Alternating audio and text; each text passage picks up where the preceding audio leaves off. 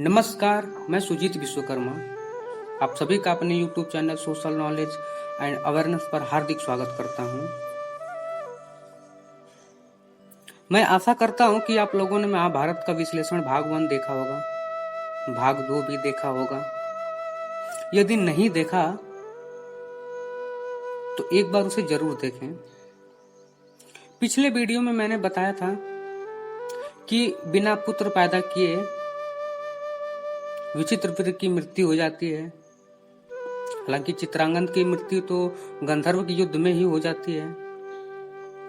तो चिंता की बात यह है कि अब वंश आगे कैसे बढ़ेगा, क्योंकि जो भीष्म है उन्होंने ब्रह्मचर्य जीवन की प्रतिज्ञा कर ली है। सत्यवती को बड़ी चिंता है कि आखिर में वंश आगे कैसे बढ़ेगा। तो इन्हें अपने बड़े पुत्र वेदव्यास की याद आती है, जिसका जन्म ऋषि पराशर के साथ संभोग करने पर हुआ था। उन्हें संदेशा भेजकर बुलवाया जाता है। जब वो आते हैं वेदव्यास तो अपने बुलाए जाने का कारण पूछते हैं माता सत्यवती से। तो सत्यवती अपने चिंता का कारण बताती हैं कि मैं इतनी चिंतित क्यों हूं, क्यों मैंने आपको बुलवाया। उन्होंने चिंता व्यक्त की कि हमारा वंश आगे कैसे बढ़ेगा। दोनों पुत्र बिना बच्चे पैदा किए ही जो है कि स्वर्गवास उनका हो गया। भीष्म शादी नहीं करेंगे, इन्होंने ब्रह्मचर्य जीवन की प्रतिज्ञा कर ली है। तो अब सत्यवती जो है वेदव्यास से आग्रह करती हैं कि यदि आपके तेज से बच्चे पैदा हो जाएं तो हमारा वंश आगे बढ़ेगा।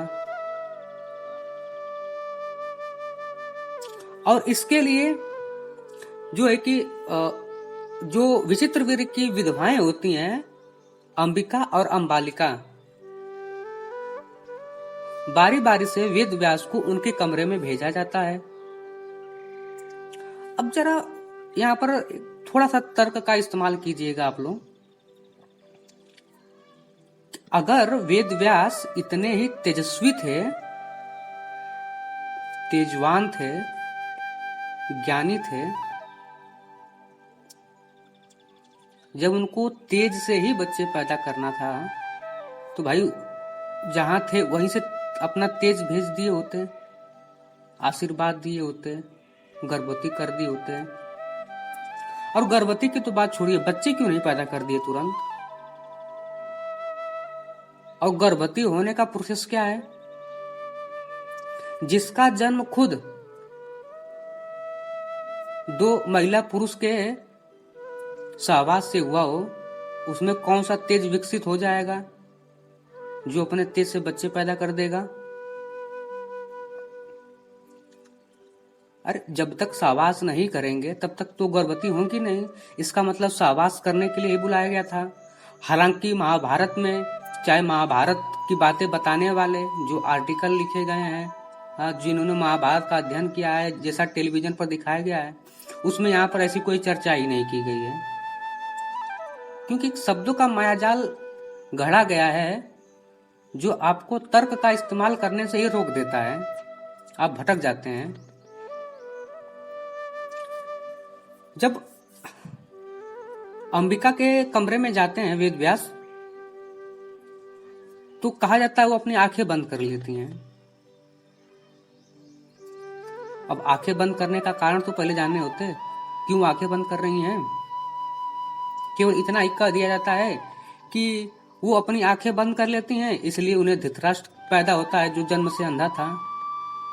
ये कोई कारण है? बच्चे के अंधे पैदा होने का ये कोई कारण होता है? हो सकता है कि उनके साथ वो शारीरिक संबंध नहीं बनाना चाहती रही होंगी, हो सकता है कि वो शर्मा गई होंगी। अब चूंकि दबाव है,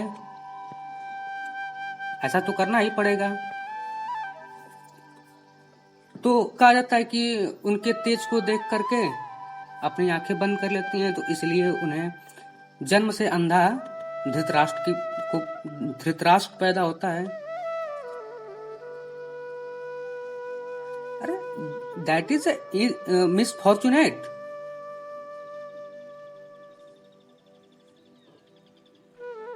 that Dhritarashtra was a birth blind.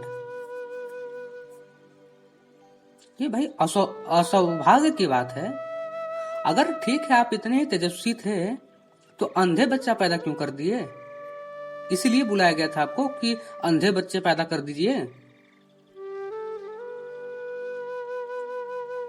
इनमें इनका बस था ही नहीं। ऐसा तो प्रकृति करती है। और जब अंबालिका के कमरे में जाते हैं तो इनका तेज देख करके वो जो है कि घबरा जाती है, डर जाती है और डर से पीली पड़ जाती है। तो उन्हें पांडु रोग से ग्रसित पांडु की प्राप्ति होती है। लेकिन जब ये दासी के पास जाते हैं संबंध बनाने के लिए, हालांकि ये घटना बहुत बात की है, तो जब ये जाते हैं उनके पास तो वो बहुत आनंदमय के साथ उनके साथ सहवास करती है। तो जाकर के इनसे एक बुद्धिमान विदुर पैदा होता है। यानी अब 3 बच्चे, जिस वंश में कोई बच्चे नहीं थे, अब 3 बच्चे पैदा होंगे। एक धृतराष्ट्र जो जन्म से अंधा है, एक विदुर जो बहुत बुद्धिमान है, और एक पांडु जो कि पांडु रोग से ग्रसित है। हाँ, हालांकि मैंने यहाँ पर जो बताया कि वेदव्यास आए, शारीरिक संबंध बनाए, तब बच्चे पैदा हुए, हालांकि मेरी बातें बहुत लोग जो है कि नकार देंगे, लेकिन ऐसा ही हुआ है। क्योंकि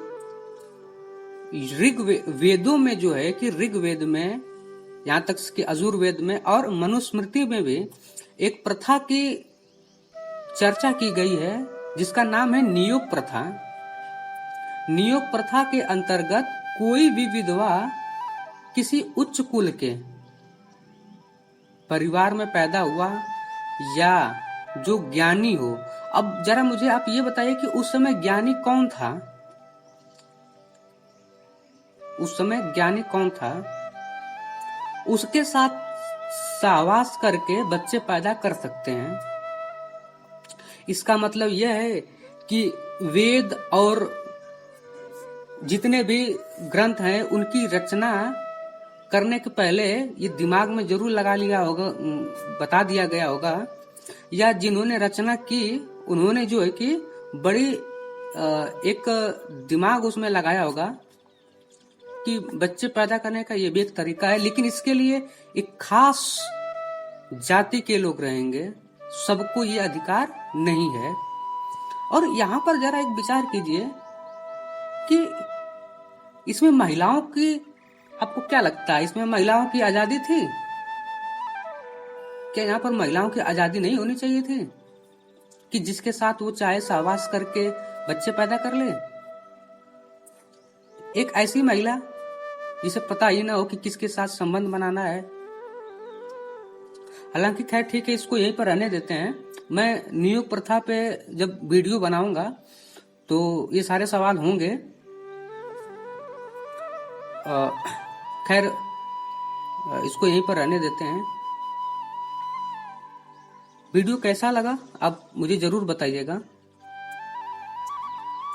और इसे शेयर भी जरूर करें। यदि हमसे आप जुड़े नहीं हैं तो जुड़ने के लिए चैनल को सब्सक्राइब करें। धन्यवाद।